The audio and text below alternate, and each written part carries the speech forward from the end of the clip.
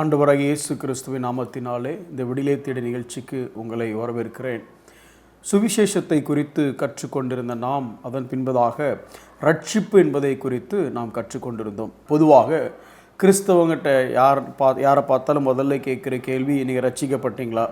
நாமளும் ரொம்ப எளிதாக ரட்சிக்கப்பட்டோம் அப்படின்னு சொல்லிடுறோம். இந்த ரட்சிப்பு அதன் பின்னால் எவ்வளவு காரியங்கள் அடங்கியிருக்கு என்பதை குறித்து நாம் கொஞ்சம் கொஞ்சமாக தியானிச்சுட்டு இருக்கிறோம். இன்றைக்கி அதை கொஞ்சம் சுருக்கமாக அது எல்லாத்தையும் ஒரு முறை உங்களுக்கு திரும்ப புரிவதற்காக சொல்லிவிட்டு அடுத்த ஒரு காரியத்தை நம்ம பார்க்க போகிறோம். பொதுவாக ரட்சிப்புன்னு வரும் பொழுது மாறிட்டியா அப்படின்னு கேட்குறோம்ல, கன்வர்ஷன் அப்படிங்கிற ஒரு ப்ராசஸ் இருக்குது. அதாவது மனம் திரும்புகிறோம், விசுவாசிக்கிறோம், அதை குறித்து நம்ம பார்த்தோம். அதுக்கப்புறம் நமக்கு பதிலாக அந்த சப்ஸ்டிடியூஷன் அப்படிங்கிற காரியத்தை குறித்து நம்ம பார்த்தோம். அதன் பின்பு பிதாவோடு ஒப்புரவாகுதல், அந்த ரெக்கன்சிலியேஷன் அப்படிங்கிறத குறித்து நம்ம படித்தோம். அப்புறம் ப்ரொபிஷியேஷன், அதாவது கிருபாதர பலி என்றால் என்ன அப்படிங்கிறத பார்த்தோம். ரெமிஷன், பாவம் நீக்கப்பட்ட காரியத்தை குறித்து கற்றுக்கொண்டோம். அதன் பின்பு மீட்பு, ரிடம்ஷன்கிற காரியத்தை குறித்து கற்றுக்கொண்டோம். அதன் பின்பாக தேவனுடைய நீதி நமக்குள் புகுத்தப்பட்டது எவ்வாறு அப்படிங்கிறத குறித்து, இம்ப்யூட்டேஷன் அப்படிங்கிறத குறித்து நம்ம கற்றோம். கடைசியாக கடந்த சில நாட்களாக நம்ம என்ன பண்ணணும் அப்படின்னா, ரீஜெனரேஷன், மறுபிறப்பு என்றால் என்ன அப்படிங்கிறத குறித்து தான் நம்ம பல நாட்களாக தியானிச்சுட்டு இருந்தோம். இப்போ மறுபிறப்பு என்பதை ஒரு மனிதன் உலகத்தில் பிறக்கக்கூடிய சரீர பிறப்பின் போது நடக்கக்கூடிய சம்பவங்களை வைத்து, ஃபார் எக்ஸாம்பிள், அவன் பிறக்கிறதுக்கு முன்னே அவன் ஒரு இருளான ஒரு இடத்துல இருக்கிறான் அப்படின்னு சொல்லி பார்த்தோம். அதை அப்படியே ஆவிக்குரிய மறுபிறப்போடு கூட நம்ம கம்பேர் பண்ணி பார்த்தோம். அதன் பின்பு ஒரு மனிதன் பிறப்பதற்காக அவன் எந்த முயற்சியும் எடுக்கிறதே இல்லை, எந்த குழந்தையும் பிறக்கிறதுக்காக எந்த முயற்சியும் எடுக்கலை. அதுக்கும் நம்ம ரட்சிப்புக்குள்ள தொடர்பை குறித்து நாம் கற்றுக்கொண்டோம். அதன் பின்பு ஒரு புதிய வாழ்க்கை, அதே போல் ஒரு கிறிஸ்துவுக்குள் இருந்தால் அவன் புது சிருஷ்டியாக இருக்கிறான். எப்படி அந்த குழந்தை புது குழந்தை, அது பிராண்ட் நியூ, அதே மாதிரி நம்ம வாழ்க்கையும் பிராண்ட் நியூ அப்படிங்கிறத குறித்து கற்றுக்கொண்டோம். அதன் பின்பதாக நம்ம எதை குறித்து பார்த்தோம் அப்படின்னு சொன்னால், எப்படி ஒரு குடும்பத்துக்குள்ளே அந்த குழந்தை புதிய நபராக மாறிவிடுகிறது, பார்ட் ஆஃப் த ஃபேமிலி அப்படிங்க குறித்து பார்த்தோம்.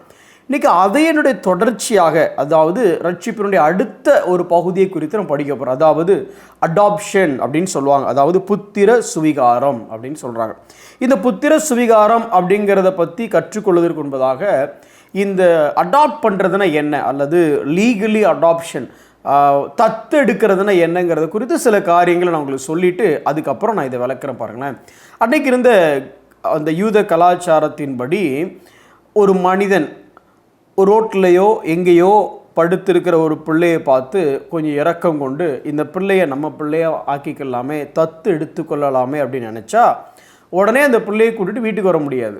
இல்லைப்பா, நீ கஷ்டப்படுற, எங்கள் வீட்டில் எக்ஸ்ட்ரா ஒரு ரூம் இருக்குது, உனக்கு தேவையான சாப்பாடை நான் கொடுக்க முடியும், அதனால் நீ வந்துடுறியா அப்படின்னு கூப்பிட்டு வர முடியாது. அப்போ என்ன பண்ணணும் அப்படின்னா, லீகலாக அதை ப்ராசஸ் பண்ணணும். லீகலாக இவனும் என்னுடைய சுதந்திரர், அதாவது என்னுடைய வாரிசாக இவனை தத்து எடுக்கிறேன் அப்படின்னு சொல்லி லீகலாக ப்ராசஸ் பண்ண, இந்த ப்ராசஸை வந்து அடாப்ஷன் அப்படின்னு சொல்லுவாங்க. இதே டெர்மினாலஜி தான், அந்த லீகல் டெர்மினாலஜி தான் இங்கே யூஸ் பண்ணுறாங்க. அதாவது அடாப்ஷன் அப்படின்னு சொல்லும்போது புத்திர சுவிகாரம் அப்படின்னு என்னங்கிறத பற்றி பார்ப்போமே. ஒருவன் மறுபடியும் பிறந்த உடனே அவனுடைய சுபாவம் மாறுகிறது, அதுக்கப்புறம் அவனுக்கு ஒரு பொசிஷன் கொடுக்கப்படுகிறது, அதான் அடாப்ஷன் அப்படின்னு சொல்கிறான். அல்லது ரொம்ப சிம்பிளாக சொல்ல போனோம் அப்படின்னா, ரீஜெனரேஷன் கிவ்ஸ் த நேச்சர், ஒரு புதிய சாயல். அடாப்ஷன் கிவிங் இம் நியூ பொசிஷன், ஒரு ஸ்தானம் அவனுக்கு கொடுக்கப்படுகிறது.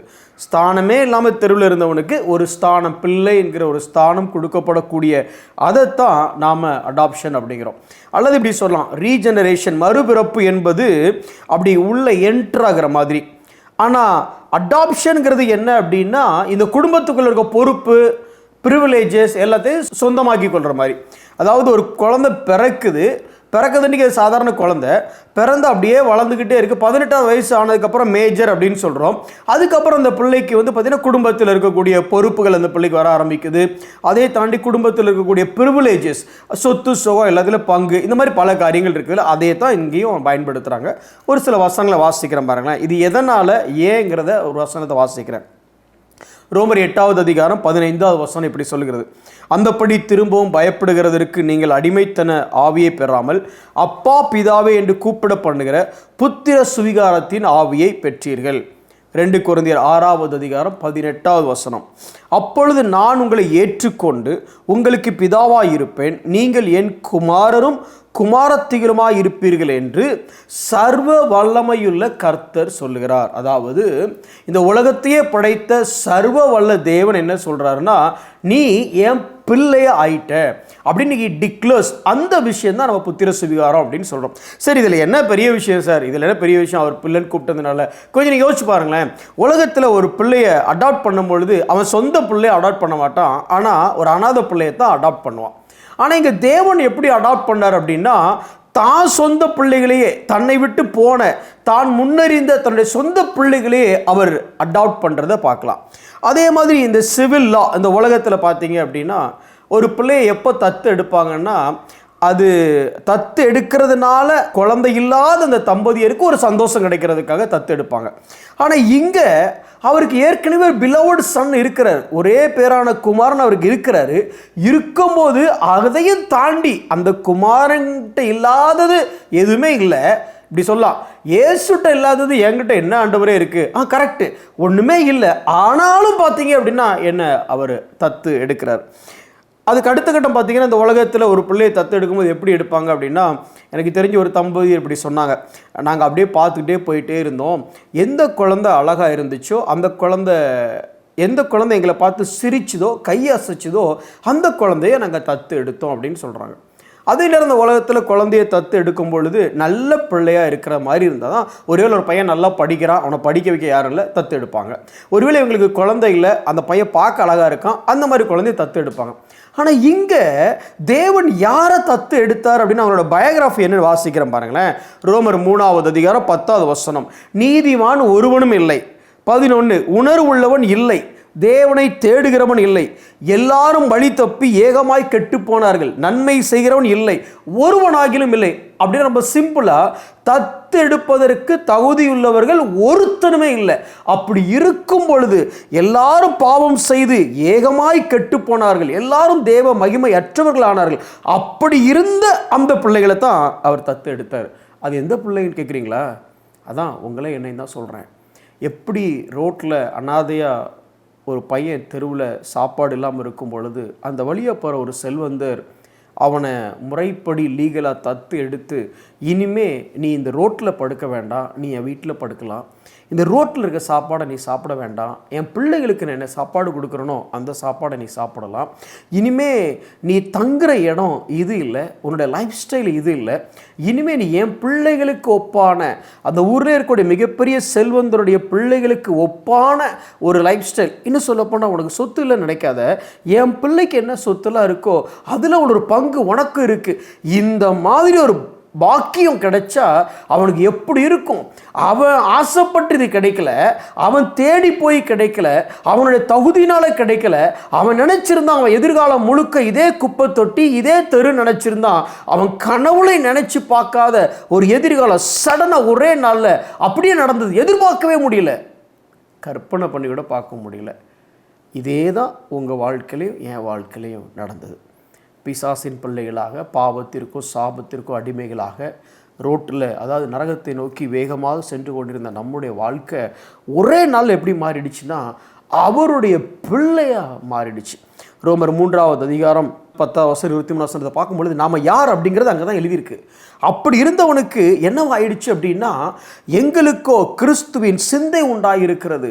ஒரு பிள்ளை தத்து எடுத்தாங்கன்னா அந்த பிள்ளையோட வெளித்தோற்றம் மாறலாம், ஆனால் உள் தோற்றம் மாறுமா? ஆனால் என்ன தத்து எடுக்கும் பொழுது ஆண்டவர் என்னை வெளியே மட்டும் மாற்றலை, என் சிந்தையவே மாற்றிட்டார். எப்படிப்பட்ட சிந்தை அப்படின்னா, அவருடைய குமாரனுடைய சிந்தையவே எனக்கு வச்சாரமா.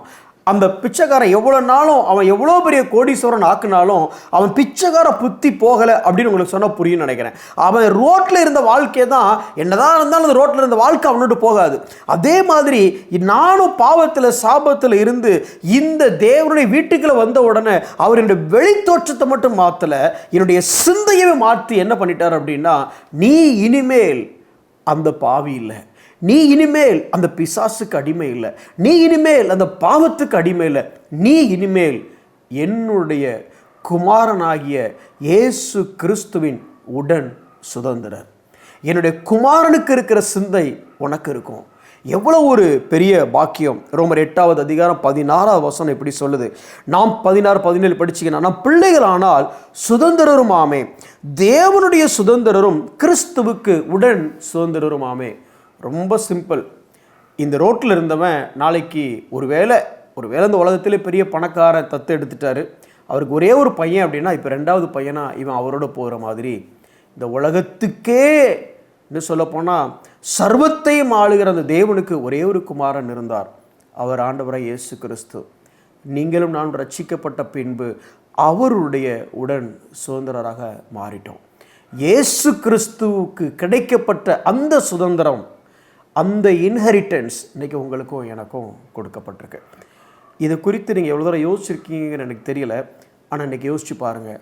நான் இதனால் இது என்ன சொல்ல வருகிறேன் அப்படின்னா, இதற்கு நாம் நன்றி உள்ளவர்களாக நாம் இருக்கிறோமா?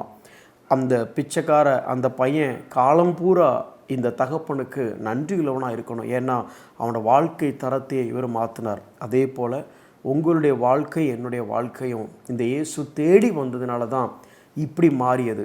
இப்படி மாறின நாம் என்ன மாற்றம் அடைந்தோங்கிறதையும் உணர்ந்து அவருக்கு நன்றி உள்ளவர்களாக இருக்கிறோமான்னு யோசிச்சு பார்ப்போம். Are we grateful to what God has done to us? கண்களை மூடி நாம் செபிப்போம். அன்புள்ள ஆண்டவரே, எங்களை நீர் தத்து எடுத்தீரே, நீர் தந்த இந்த புத்திர சுவிகாரத்திற்காக நன்றி செலுத்துகிறோம் அப்பா. எங்களை தாங்கி வழி நடத்தி வருகிற தெய்வமே, எங்களை இம்மட்டுமாய் மீட்டு ஆண்டவரே பிள்ளைகளாக வைத்து உம்முடைய குமாரனுக்கு ஒப்பான ஒரு ஸ்தானத்தில் எங்களை வைத்து வழிநடத்தி வருகிற ஆண்டவரே அப்பா, உணர்வுள்ளவர்களாக, எங்களுக்கு என்ன கொடுக்கப்பட்டிருக்கிறது என்பதை அறிந்தவர்களாக, அதே நேரம் உமக்கு நன்றி உள்ளவர்களாக நாங்கள் வாழ எங்களுக்கு உதவி செய்யும். உமக்கு பிரியமான வாழ்க்கை வாழ உதவி செய்யும். இயேசுவின் நாமத்தில் பிதாவே, ஆமென்.